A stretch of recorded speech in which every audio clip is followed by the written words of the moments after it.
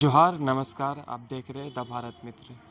जन जल जंगल ज़मीन, आपको बता दें अगर इसे बचाने में झारखंड में जितने भी लोग जो क्रांति किए हैं और भी बहुत सारे लोलान किए हैं, अगर इन सब का लिस्ट निकालें तो उनमें से एक नाम दयामनी बारला भी होगा। जी हाँ, आपको बता दें ये वो नाम है जो लगातार जो हम आदिवासी की हक आवाज़ की बात कह लें या लगातार जो महिला को जो सशक्त करने की बात कह लें, महिला के जो आवाज़ उठाने की बात कह लें या लगातार जो जल जंगल बची ज़मीन को बचाने में लगातार अपने प्रयास करते आ रहे हैं। दयामनी बारला जी आज हमारे साथ हैं। और आज मैम आप एक महिला जो सम्मान में आप आई थी, समारोह था आज, क्या इस समारोह का क्या कुछ विषय था मैम? आज का ये जो एक तो सम्मेलन के नाम से हम लोग आए यहाँ और सम्मेलन में दो तीन ये था विषय था। उसी पर मतलब अपना बात सबको रखे। एक तो संवाद करना। संवाद में सभी महिलाएं अपनी अपनी बात रखी। हर जाति और धर्म और समुदाय की महिलाएं यहाँ पर आई। दूसरा कि यहाँ पितृसत्तात्मक और उसके साथ है धर्म सत्ता में भी किस तरह से महिला बंधी हुई हैं और फिर महिलाओं की आज़ादी और उनका जो आवाज़ है। आज की तारीख में हम लोग ये देखेंगे कि हम लोग तो जब झारखंड नहीं बना था उसी समय से हम लोग जब झारखंड अलग राज्य की लड़ाई में हम लोग शामिल थे, तब हम लोग का एक सपना था कि झारखंड अलग राज्य बनेगा तो इस झारखंड राज्य में महिलाओं को सत्ता और संसाधन पर हम लोगों को बराबरी का हक मिलेगा। सामाजिक रूप से, आर्थिक रूप से और राजनीतिक रूप से भी यहाँ की महिला पूरी सशक्त होंगी। और उसके साथ ही जो समाज में जो अपने अपने समाज में हर जाति और समाज में अपना जो धार्मिक आस्थाएं हैं, मान्यताएं हैं, आप देखेंगे कि परंपरागत के नाम पर बहुत सारी बंधन हैं, बहुत सारी रुकावटें हैं और बहुत सारी परंपराएं हैं जो निश्चित रूप से समाज में व्यक्ति को सशक्त करता है, महिलाओं को सशक्त बनाता है और उसके साथ समाज को संगठित भी करता है, सशक्त भी बनाता है। उन जो सामूहिक रूप से समाज को या तो व्यक्तिगत रूप से सशक्त बनाने वाली परंपराओं को आगे बढ़ाना है और जो गलत परंपरा हैं उनको छोड़ना है। और उसके जगह में आज के परिवेश में, आज जब समाज 21वीं सदी में पहुंच गया है, आज हम ग्लोबल इंटरेस्ट में लोग जी रहे हैं, ग्लोबल फेनोमेना आपके समाज के ऊपर में, आपके सामाजिक व्यवस्था पर वो हावी हो रहा है। तब ऐसे परिस्थिति में बहुत सारा व्यवस्था है जो आज की तारीख में आपके समाज पर हावी हो रहा है, समाज पर हमला कर रहा है, सांस्कृतिक आस्था पर हमला कर रहा है, आपके व्यक्तिगत अधिकार पर हमला कर रहा है, आपके संवैधानिक अधिकार पर हमला कर रहा है। तब ऐसे परिस्थिति को समझते हुए आज महिलाओं को और समाज को भी, महिलाओं को जिस बंधन में हम रखते हैं या तो जिस महिलाओं को आज तक दुमय दर्जे में रखा जाता है, हाशिए में ढकेल दिया जाता है, जब निर्णय लेने की बारी आती है तो महिलाओं को कहा जाता है तुम तो नारी हो और ये पितृ प्रधान समाज में पुरुषों को ही निर्णय लेने का हक है। ये जो ऐसी व्यवस्थाएं हैं, उस व्यवस्थाओं को निश्चित रूप से हम लोगों का आज का जो चर्चा में है उससे हम आगे निकलेंगे और इस व्यवस्था को हम दरकिनार करेंगे। खिलाफ हम नहीं लड़ेंगे, लेकिन इन तमाम व्यवस्थाओं को बाईपास करते हुए हम अपनी ताकत और समाज का ताकत और राज्य का ताकत को हम किस तरह से मजबूत करेंगे ताकि हम मजबूती के साथ इस राज्य का और इस देश का जो सशक्त नागरिक के रूप में हम हैं, भारतीय संविधान ने हम लोग को सशक्त नागरिक और सम्मानित नागरिक होने का जो अधिकार है, उसके साथ हम देश के निर्माण में हम निर्णायक भागीदारी भी निभा पाएं और सत्ता और संसाधन में महिलाओं को बराबरी का हक मिले। इस लड़ाई को हम सामूहिक रूप से लड़ेंगे। आज यहाँ का सम्मेलन का यही उद्देश्य था। मैम आज भी जैसे गांव जैसे और भी किसी थोड़ा ज़्यादा गांव जैसे जो एरिया रहता है वहाँ पर अभी भी कहा जाता है कि जो महिला है उन पे भी है शैतान, वो सब जो डैन वाल का सब अभी भी चलते आ रहा है मैम। देखिए जो जो आप कह रहे हैं कि महिलाओं को डाइन के नाम पर जो मतलब ये किया प्रताड़ित किया हाँ। जाता है, उसके पीछे कई कारण है। हम्म, एक कारण है तो वो एक तो मैं खुद भी महिला हूँ हम्म, और मैं इतने लंबे समय से और मैं जिस परिवेश से आई हूँ और जिस तरह से मैंने आदिवासी समाज में संघर्ष करके आज के तारीख में हम लोगों भी जगह बनाया है, पत्रकारिता से लेके जन आंदोलन से लेके हर तरह से लड़ाई लड़ के एक जगह बनाए हैं।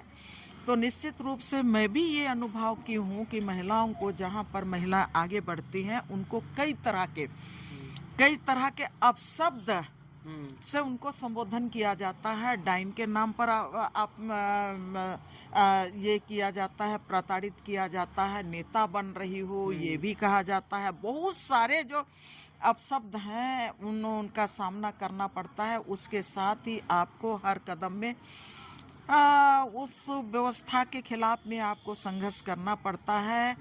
लेकिन आज भी महिलाएं निकल के आई हैं और ये जो डाइन वाला बात है ना, वो या तो महिलाओं को आप हाशिए में आप रखे रहिए और महिलाओं को आज की तारीख में सबसे ज़्यादा तो समाज में संपत्ति उनके हाथ से छीनना है, जगह जमीन उनके हाथ से छीनना है और इसी के लिए उनको डाइन के का नाम दिया जाता है। लेकिन उसके पीछे कहीं ना कहीं कोई दूसरा काम करता है, जैसे जगह जमीन उनके हाथ से लेना।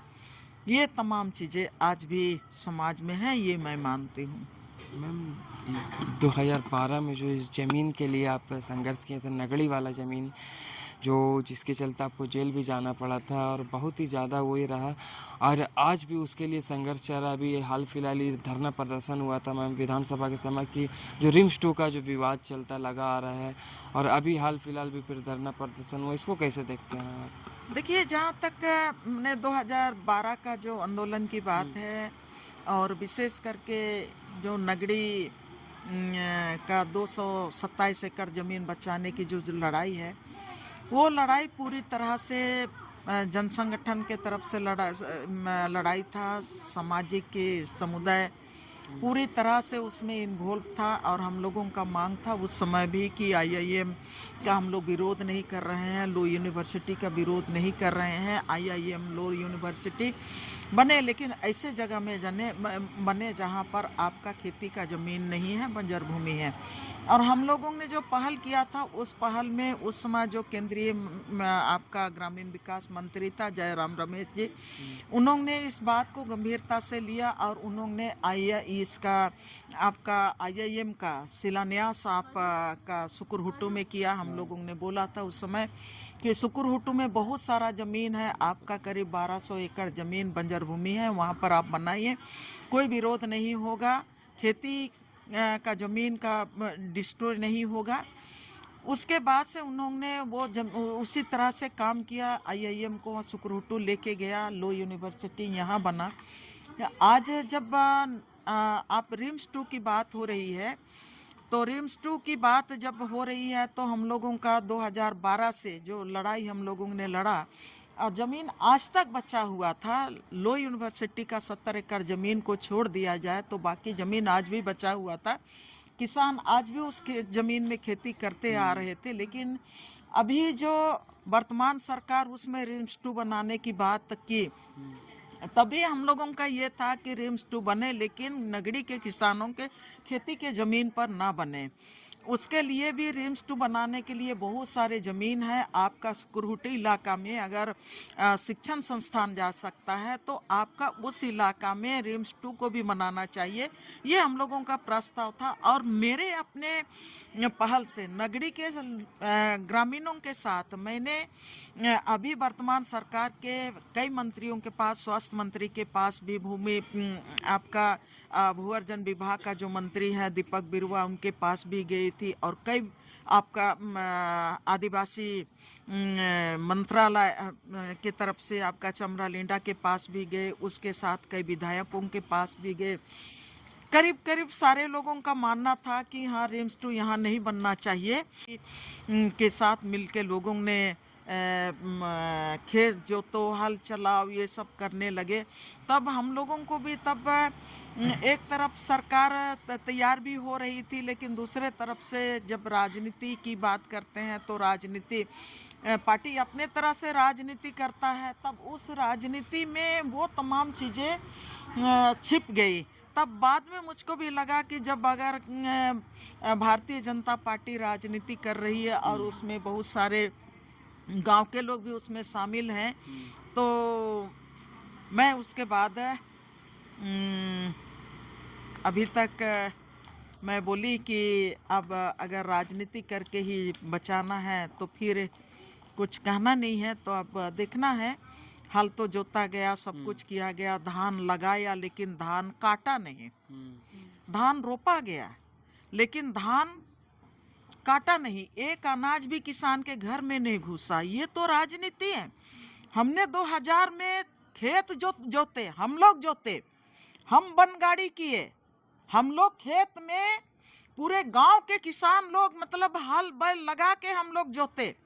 हमारे ऊपर केस भी हुआ, लेकिन इतिहास है कि हम लोगों ने धान भी काटा, धान भी घुसाया, और उसके बाद अभी तक नगड़ी के लोग उस खेत में जोते भी रहे, खेती भी करते रहे। अब आगे देखना है, भारतीय जनता पार्टी की सरकार राजनीति कर रही है तो अब राजनीति करे। और सबसे आप जब पूछ रहे हैं तो 2000 आपका 12-13 में अर्जुन मुंडा भारतीय जनता पार्टी का के तरफ से, अर्जुन मुंडा उस समय मुख्यमंत्री था, और मुख्यमंत्री होते हुए नगरी के किसानों का फ्री में जमीन का अलॉटमेंट आपका अर्जुन मुंडा ही किया था।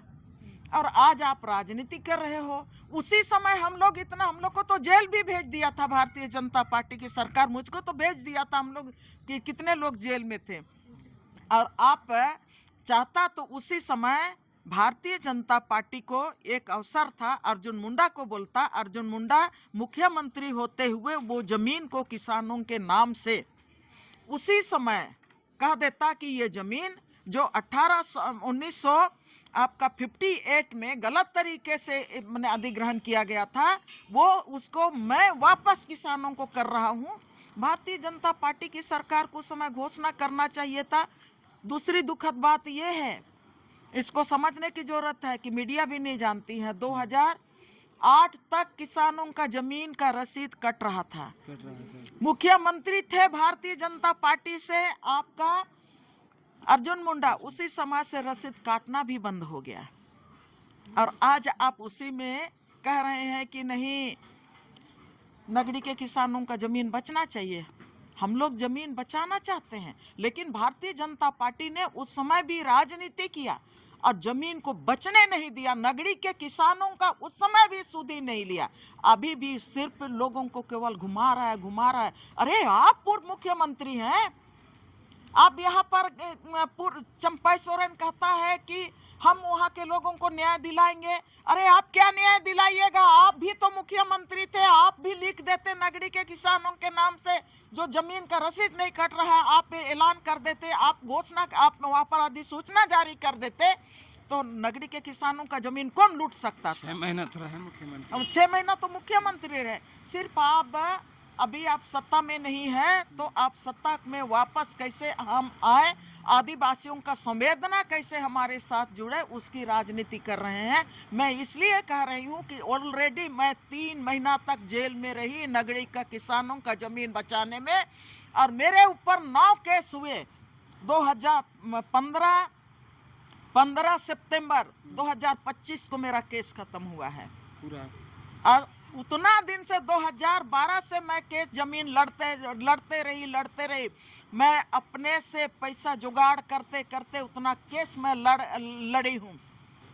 कौन कहता है कि हम लोग जमीन बचाना नहीं चाहता है? अभी तो लोग वही लोग कहते हैं कि हाँ दयामनी लोग पहले राजनीति किया जमीन बचाने का, अब बचाने नहीं आ रहे हैं। अरे हम लोग सबके पास गए, लेकिन अगर आप राजनीति कर रहे हैं तो आपका गंदा राजनीति में तो शामिल नहीं होंगे। हाँ, किसानों का जमीन बचना चाहिए, नगरी का जमीन बचना चाहिए और रिम्स टू बनना चाहिए, बंजर भूमि में बनना चाहिए।